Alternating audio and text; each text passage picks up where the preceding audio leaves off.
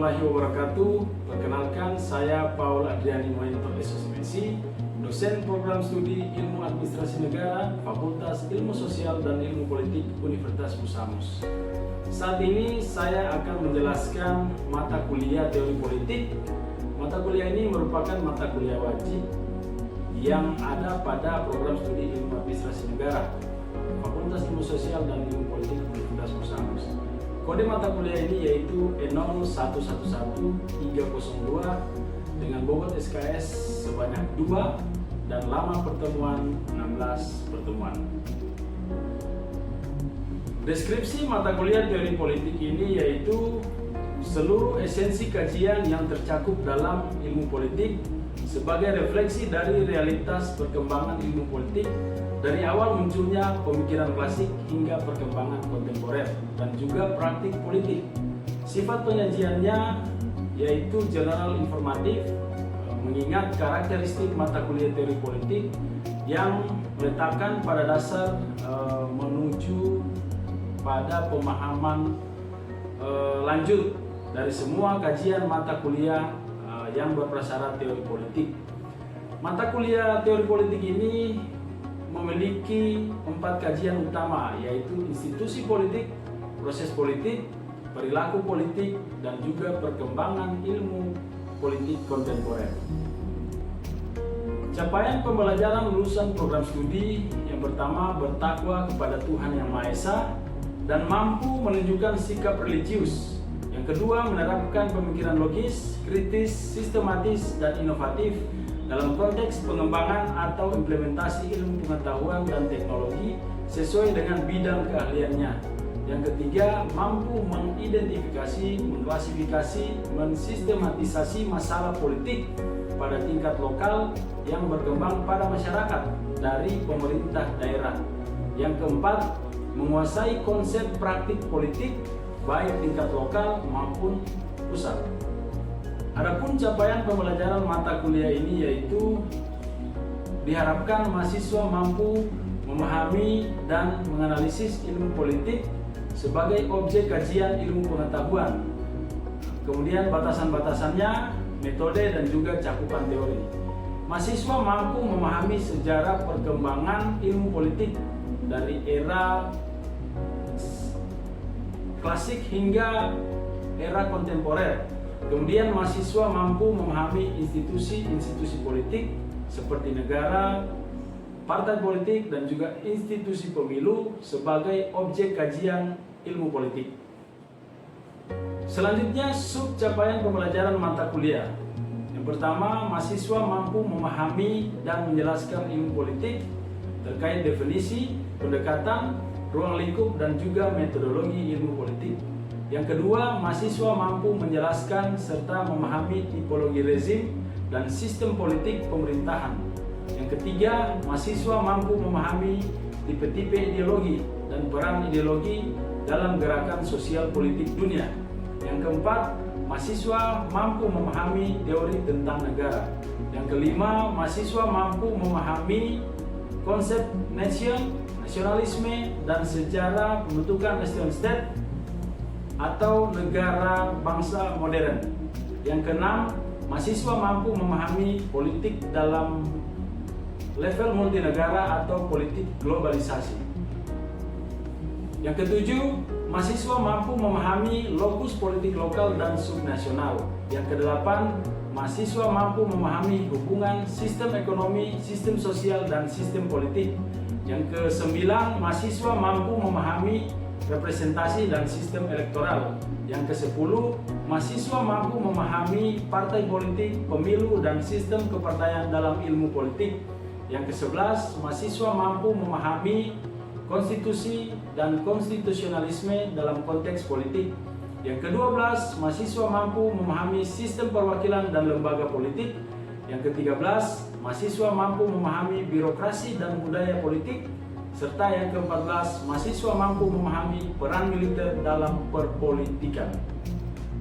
Adapun referensi yang digunakan yaitu menurut Alfian dengan judul Political Science in Indonesia, Andre Hewood, Politik, Inu Kencana, Ilmu Politik, Iswara, Pengantar Ilmu Politik, Meriam Budiarjo, Dasar-Dasar Ilmu Politik, Rod Anderson dan Crystal Grant, Introduction to Political Science, Sukarna, Pengantar Ilmu Politik, De Liang Gi, Ilmu Politik, suatu pembahasan tentang pengertian, kedudukan, lingkupan, dan metodologi, Saya Anggara, Sistem Politik Indonesia, Eko Handoyo dan kawan-kawan, Pertarungan Ideologi Pancasila di tengah kepungan ideologi-ideologi dominan, Maliki Zainuddin, Birokrasi Militer dan Partai Politik dalam Negara Transisi, serta David Marsh dan kawan-kawan, Teori dan Metodologi dalam Ilmu Politik. Sistem pembelajaran yang digunakan dalam mata kuliah teori politik ini menggunakan student centered learning dengan metode ceramah kepada mahasiswa, kemudian diskusi kelompok yang dilakukan oleh mahasiswa, dan tanya jawab antara dosen dan mahasiswa. Selanjutnya, indikator penilaian yang digunakan untuk melihat bagaimana mahasiswa itu mampu dan memahami materi yang diberikan, serta bagaimana dosen memberikan nilai di akhir semester. Yang pertama, kehadiran sebanyak 15%, ujian tengah semester 30%, ujian akhir semester 30%, tugas dan kuis 10%, dan keaktifan sebanyak 15%. Baik, selamat siang semua. Selamat siang, Pak. Pada siang hari ini kembali kita masuk dalam mata kuliah teori politik. Namun sebelum memulai perkuliahan kita, kepada kita satu dalam doa sesuai keyakinan masing-masing. Berdoa mulai.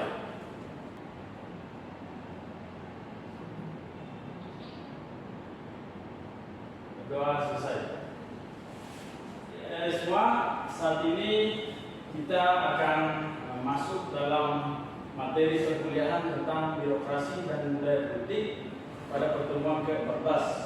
Namun saat ini Bapak mau atau ingin mengetahui sejauh mana pemahaman kalian terkait materi yang sudah Bapak sampaikan pada minggu lalu. Silakan salah seorang mahasiswa untuk memberikan pemahaman terkait materi sistem perwakilan dan lembaga eksekutif. Silakan, Riko. Baik, terima kasih Pak. Pada minggu lalu kita telah membahas tentang sistem perwakilan dan lembaga eksekutif, di mana sistem perwakilan adalah suatu sistem yang dibentuk oleh negara dalam rangka mewakili kepentingan masyarakat, yang di dalamnya terdapat dua sistem bikameral dan unikameral. Lembaga eksekutif merupakan motor penggerak kekuasaan pemerintah negara dan sistem presidensial. Lembaga eksekutif merupakan lembaga yang memegang kekuasaan melaksanakan undang-undang, menyelenggarakan urusan pemerintahan, serta mempertahankan tata tertib dan keamanan, baik di dalam maupun di luar negeri.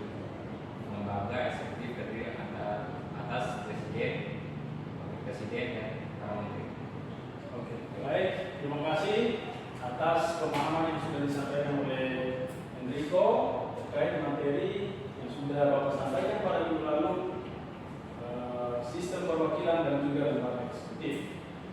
Oke, kita lanjut ya, birokrasi dan budaya politik. Menurut Max Weber, birokrasi adalah organisasi dengan sebuah hierarki penggajian pejabat tetap penuh waktu yang menyusun rantai komando. Ya. Jadi Max Weber mengatakan birokrasi merupakan organisasi sebuah hierarki penggajian. Jadi organisasi yang terstruktur, ya, atau kelompok yang terstruktur secara rapi, yang di dalamnya ada penggajian. Ya. Penggajian dalam arti ada pemberian uang atau upah. Ya. Ada pejabat tetap per waktu yang menyusun rantai komando. Maksudnya adalah ada orang-orang yang bertugas di dalamnya, ya, yang menyusun hierarki tadi, ya. Nah, kemudian menurut Jackie, birokrasi adalah sistem manajemen kerja yang hierarki, di mana orang dipekerjakan untuk mendapatkan upah, ya. Hampir mirip dengan apa yang disampaikan oleh Weber tadi, ya. Jackie mengatakan ada birokrasi adalah sistem manajemen kerja yang hierarkis ya. Jadi sistem manajemen kerja ini yaitu suatu sistem pelaksanaan suatu organisasi ya, yang di dalamnya ada sebuah tugas dan tanggung jawab ya. Nah, di mana orang dipekerjakan, ada orang di dalam ya, ada orang yang melaksanakan tugas dan tanggung jawab tersebut ya. Oke. Nah, kemudian mendapatkan upah. Ya. Nah, sebagai contoh ada Kemendikbudristek, ya, lembaga yang menangani pendidikan di Indonesia, ya. Itu kita bisa lihat dari menteri turun sampai ke dirjen dan sampai ke bawahan-bawahannya, ya. Itu yang bisa dikatakan sebuah birokrasi. Oke, kita lanjut. Nah, selanjutnya budaya politik. Budaya politik menurut Alan Ball mengatakan budaya politik adalah suatu susunan yang terdiri dari suatu sikap, kepercayaan, emosi, dan nilai masyarakat yang berhubungan dengan sistem nilai politik dan isu politik. Nah, selanjutnya Austin Rane berkata budaya politik adalah seperangkat pandangan tentang politik dan pemerintahan yang dipegang secara bersama-sama dan juga sebuah pola orientasi terhadap objek-objek politik. Ya, sekarang Yohanes, ya, menurut Alan Ball mengatakan budaya politik adalah suatu susunan yang terdiri dari suatu sikap. Kira-kira menurut Yohanes apa yang dimaksud dari budaya politik yang disampaikan oleh Alan Ball?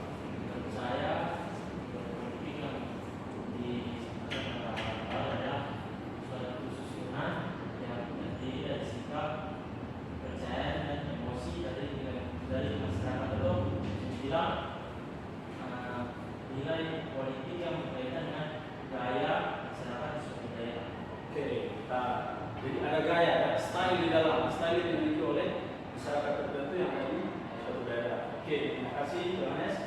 Nah, kemudian menurut Austin Rane, Yuda coba berikan pemahaman dan pemahaman yang disampaikan oleh Austin Rane tentang budaya politik. Mungkin kalau menurut pandangan saya, aspirasi yang mengatakan budaya politik adalah seperangkat pandangan tentang politik dan pemerintah yang berbeda secara bersama-sama dan juga sebuah prioritas dari politik. Mungkin politik di sana dilakukan sama-sama dengan masyarakat di sekitar suatu daerah. Jadi ada aktivitas politik yang dilakukan secara bersama-sama. Baik, pendapat dari kalian sangat bagus. Ya, jadi pemahaman budaya politik dari Alan Ball ini dia mengatakan ada susunan yang terdiri dari suatu sikap ya. Jadi sikap, pola-pola tingkah laku suatu daerah itu memiliki suatu kekhususan. Jadi budaya politik setiap daerah berbeda. Ya, kalian harus paham. Sini saya dari NTT. NTT berapa? 3. Jawa, Papua, Maluku. Ya. Jadi budaya politik dari setiap daerah kalian ini berbeda-beda, ya. Tergantung bagaimana kalian melaksanakan proses politik itu, ya. Jadi tidak sama budaya politik NTT dengan Maluku, tidak sama, ya. Itu yang dimaksud atau yang disampaikan oleh Alan Ball ini. Jadi ada suatu sikap ya, kepercayaan, emosi dan nilai masyarakat berhubungan dengan sistem nilai politik dan isu politik. Ya, oke, kita lanjut. Budaya politik dibagi menjadi 3. Yang pertama budaya politik parokial. Ya. Merupakan budaya politik yang tidak memiliki perhatian sama sekali terhadap politik, ya. Merupakan budaya politik yang tidak memiliki perhatian sama sekali terhadap politik. Nah, ini merupakan budaya yang politik yang pasif. Jadi dia memilih sikap malas tahu ya, kalau bahasa orang sini malas pikir ya. Nah, ciri-cirinya yaitu apatis. Apatis itu tidak ingin pusing dengan keadaan ya. Kemudian pengetahuan politik yang rendah, dari tingkat pendidikan juga masih di bawah rata-rata. Nah, selanjutnya anggota masyarakat yang cenderung tidak menaruh minat terhadap objek politik, terkait kebijakan pemerintah, terkait pelaksanaan program pemerintah, mereka tidak mau tahu. Selanjutnya warga negara yang tidak terlalu berharap terhadap objek politik dan masyarakat sederhana dan tradisional. Nah, ini terjadi di masyarakat yang ada di daerah pedalaman dan kampung yang memang sama sekali belum tersentuh oleh teknologi atau memang belum tersentuh oleh kebijakan yang diberikan oleh pemerintah ya. Nah, contohnya masyarakat pedalaman. Lanjut. Yang kedua, budaya politik objek atau gaula ya, merupakan budaya politik masyarakat yang bersangkutan sudah relatif maju baik sosial maupun ekonominya, tetapi masih relatif pasif. Jadi di sini budaya politik objek atau gaula ini masyarakatnya sudah relatif maju ya, dari sisi ekonomi, sosialnya, tapi masih ada sifat yang pasif ya, yang acuh terhadap kebijakan pemerintah tadi.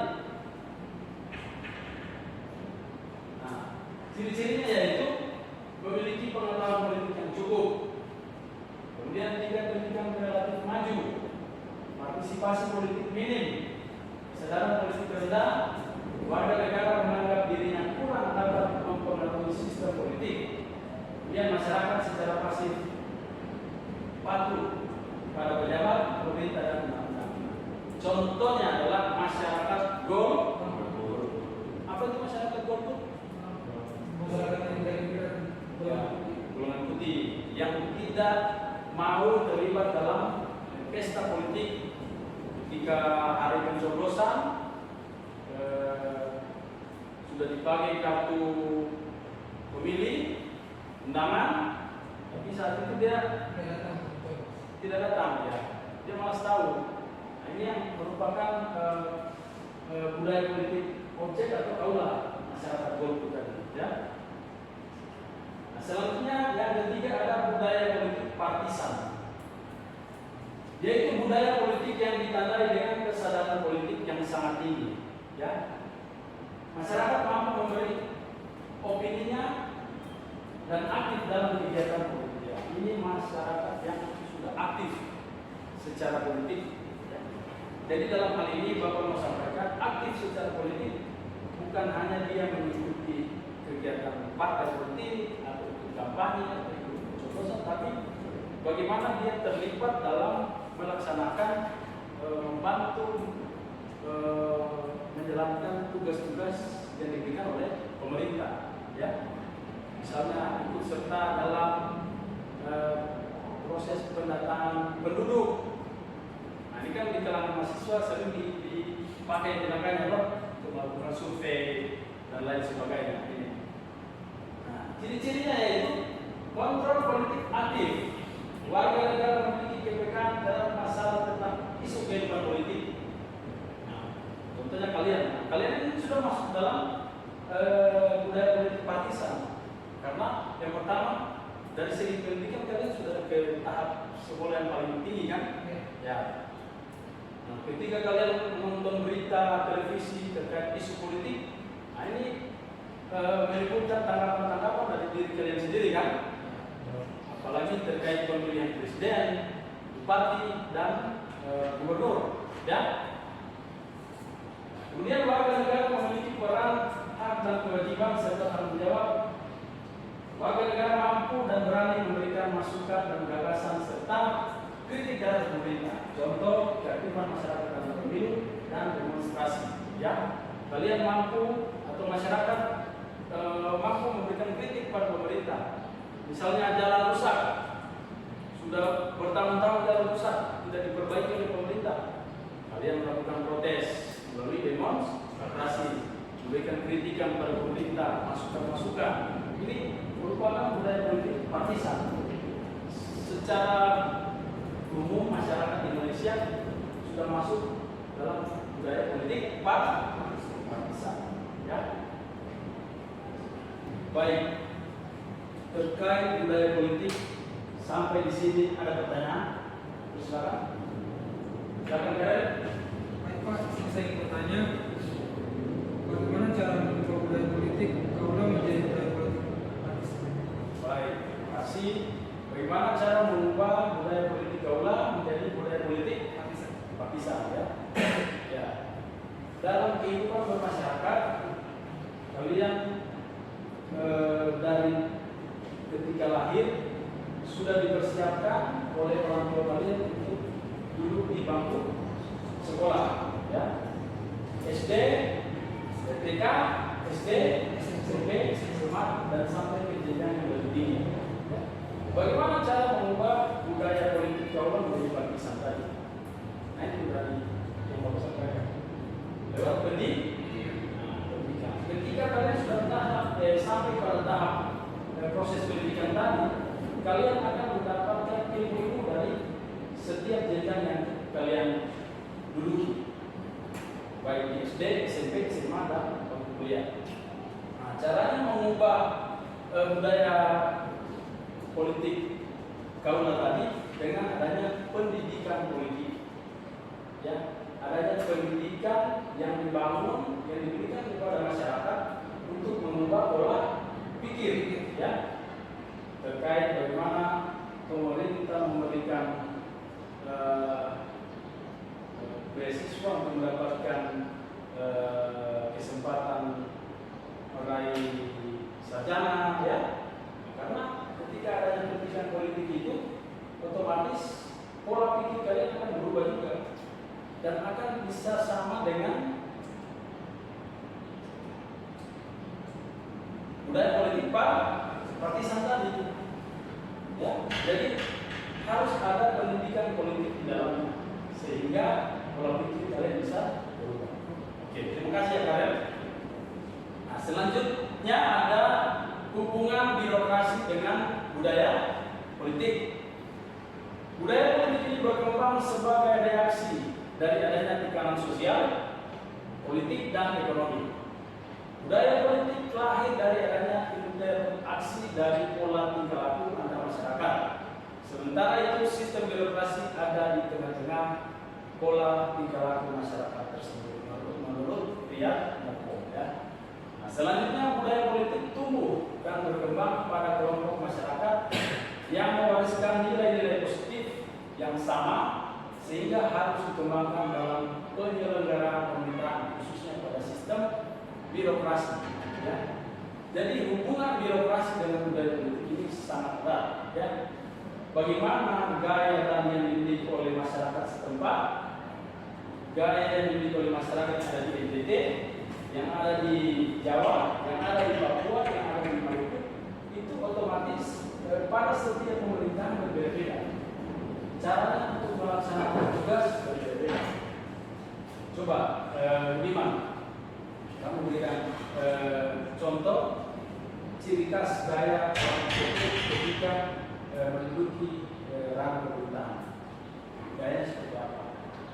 Khususnya kalau di BPT di setiap itu kalau misalkan pemerintah orangnya tegas, tapi tegas dalam arti hidup satu kehidupan dalam masyarakat. Nah, yang kedua itu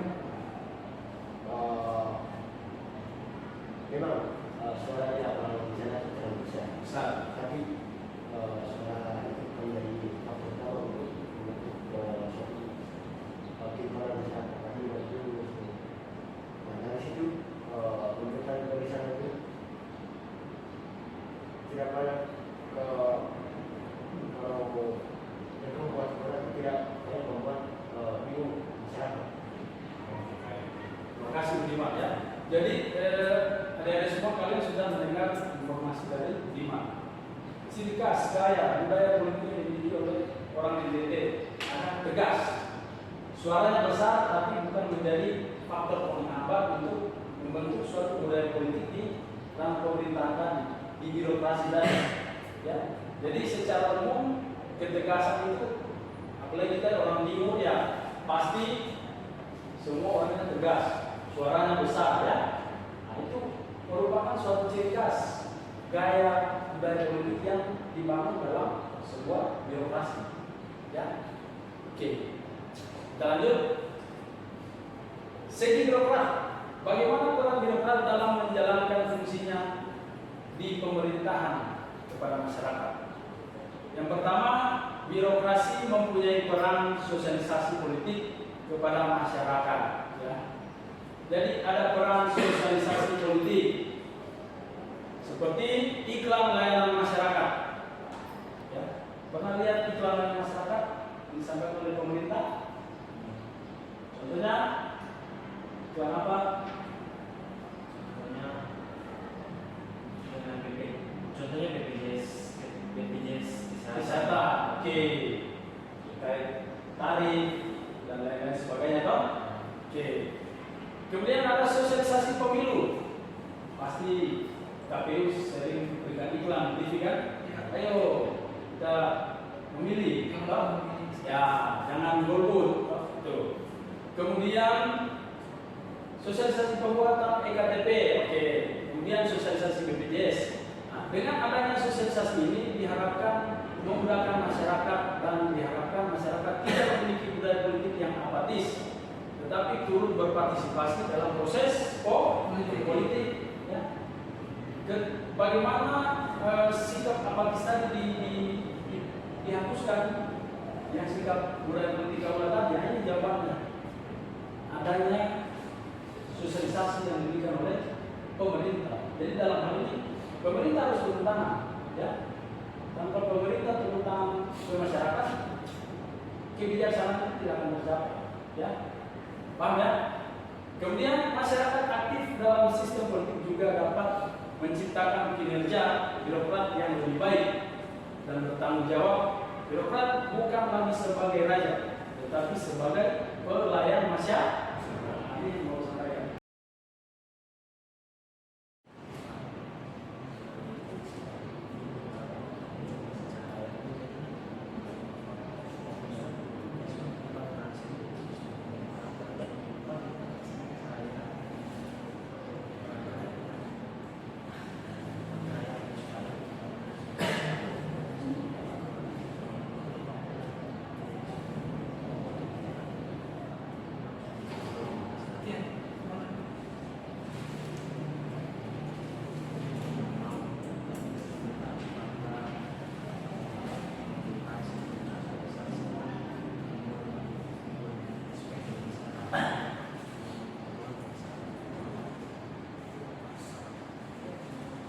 Dipersilakan dari kelompok Budi untuk menyampaikan hasil diskusi kalian. Terima kasih. Kesimpulan dari kami tentang gaya politik dan birokrasi itu, di mana dalam satu birokrasi itu pemerintah harus mengikuti style gaya dalam politik. Contohnya di Papua. Papua itu kan karakter masyarakat jadi berbeda dengan contohnya di Maluku, di Jawa, Sulawesi gitu. Nah di sini pemerintah harus turun lapangan untuk bagaimana karakter asli orang Papua.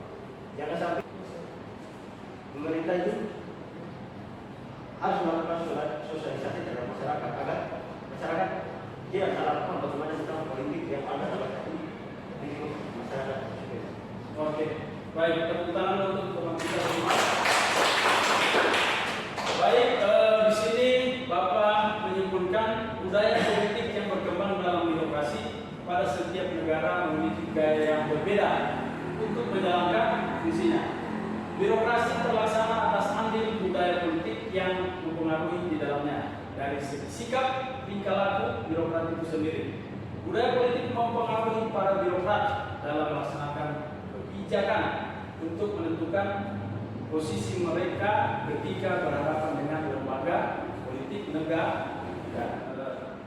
Silakan kalian catat tugas minggu depan. Tugasnya adalah buatlah makalah tentang pelaksanaan birokrasi dan budaya politik pada pemerintahan lokal Papua. Terima kasih atas pertemuan kita pada siang hari ini.